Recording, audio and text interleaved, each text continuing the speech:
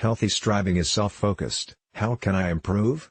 Perfectionism is other-focused. What will they think? Brené Brown. I can still smell the burned potatoes. I was frantically moving about, hosting my daughter's second birthday. I was 5 months pregnant, exhausted, and dehydrated. I was alone, as usual. Several asked if I needed help, but my perfectionism was in flare, and there was no chance I'd ever admit I was desperate for someone, anyone, to come to take some of the pressure off. That pressure is the weight of perfectionism, a weight I carried for a long time, trying to do it all, be it all. I made everything look perfectly put together on the outside. In fact, I likely look exactly the part of whatever role I'm cast. That day, I was cast as, do-it-all mom. I was teaching a load of courses at a local college by night, and by day, I was super mom, managing a toddler with a side of nausea. Of course, I was hosting a perfect party for my 2-year-old and managing to pull everything off, never revealing the impeding weight of my perfectionism. I had a moment in the kitchen after feeling angry at the way people asked if I needed their help. Can I help with anything? Is there anything I can help with? As though my pregnant belly and forehead glistening with sweat, that's fatigue, not a pregnancy glow, didn't scream, yes. Nevertheless, smiling, I politely urged, no, thanks so much. I've got it. I continued visibly juggling, checking on everyone, making sure introductions were made and conversation was flowing, cooking, setting up, quickly grabbing that cup off of my grandmother's table before it left a ring, sure, I'll get you some coffee, beating myself up that I didn't have it ready in advance. At that moment in my kitchen, I looked around at what I had created, a beautiful party, and it was only when I overheard a comment about how lovely and creative the details were it all felt worth it. In that moment, I felt worthy. Sadly, that moment was later conquered by a negative review, but I'll keep to the point. It was easier for me to be angry with someone for the way they asked if I needed help than to be angry with myself for refusing it repeatedly. I'm exhausted just typing these words, and that was my life. That was my life before I began my recovery from perfectionism. I pulled off a great party that day, despite burning the potatoes, but I was a mess inside. Brené Brown explains it well. Healthy striving is self-focused. How can I improve? Perfectionism is other-focused. What will they think? These are the lessons I've learned as a recovering perfectionist. Life is like laundry, you will never get it all done. Perfectionists operate from a constant state of striving for something unreachable. I remember organizing my toys instead of playing with them. I liked creating order out of chaos. I would show my mother, and her praise fulfilled my worth.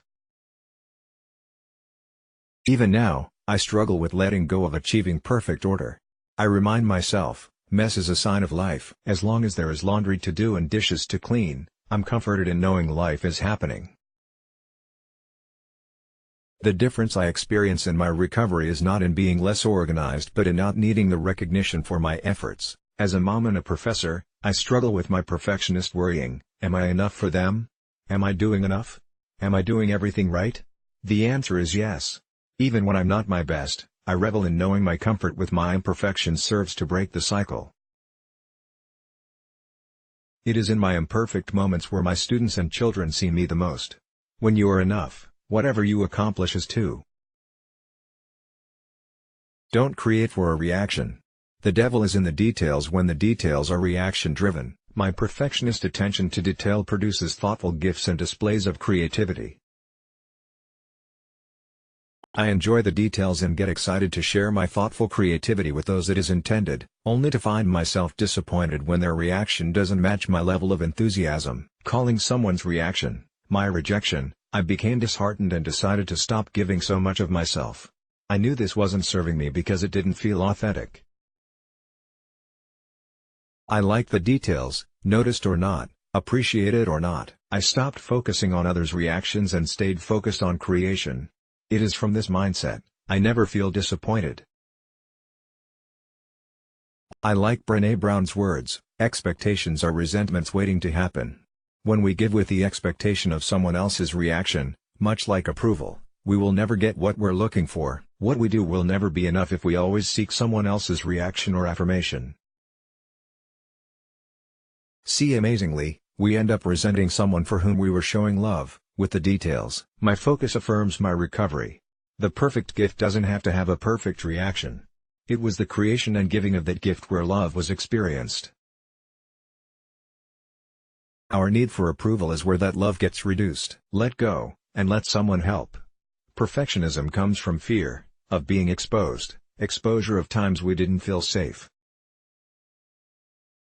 It creates a sense of control when you did not have control over your need to feel safe in your environment or secure within your own skin. Perfectionism is an illusion, a false sense of security, and one we work hard to protect.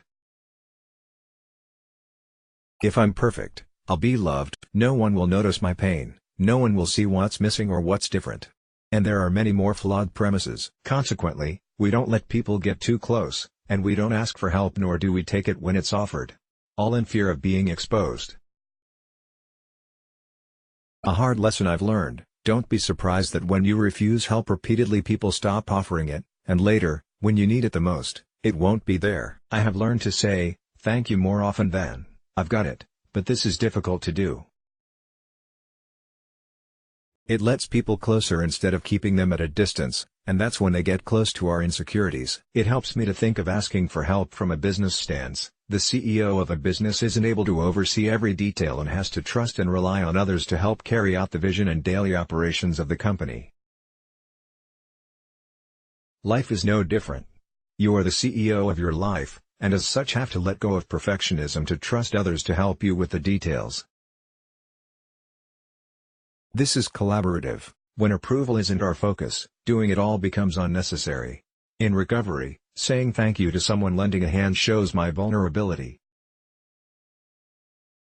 Nothing positive comes from needing to do it all. It is exhausting and lonely. Letting others help requires letting others in. Your attitude shifts from, life is hard, to, we're all in this together, connection is collaborative. Focus on the good reviews. My teaching is evaluated every semester, and no matter how many positive reviews I receive, there is always that one bad review. Guess what I focus on? Seriously. I have questioned, doubted, made changes, justified myself. Perfectionists unite. You understand. Among friends, teachers, and coaches of my children, even members of my family, there will invariably be a bad review. My biological father left when I was 6 years old, never came back, and my stepfather who took his place was strict and exacting, leaving to-do lists instead of connecting with me. As a result, I only believed in conditional love.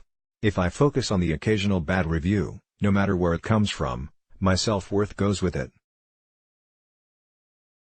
I have spent too much time vying for the love of my bad reviewer. As a recovered perfectionist, I know what someone says negatively about me often says more about them, and I choose to focus on the good reviews, the ones that encourage growth, not approval.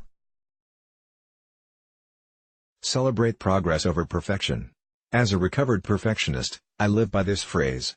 I haven't changed who I am in my recovery. I am organized, I love to give thoughtful gifts and create beautiful spaces. I have a high need for control and still struggle to ask for help. Understanding I don't have to change for anyone to love me changed everything for me. I have learned no one is keeping score or coming to hand me some award, and likewise, there is no one coming to take away the love I feel. Perfectionism is outcome-driven, and it is an unattainable outcome because perfectionism itself is an illusion. Shifting my perception to the process allows for imperfections. Without imperfections, there is no growth.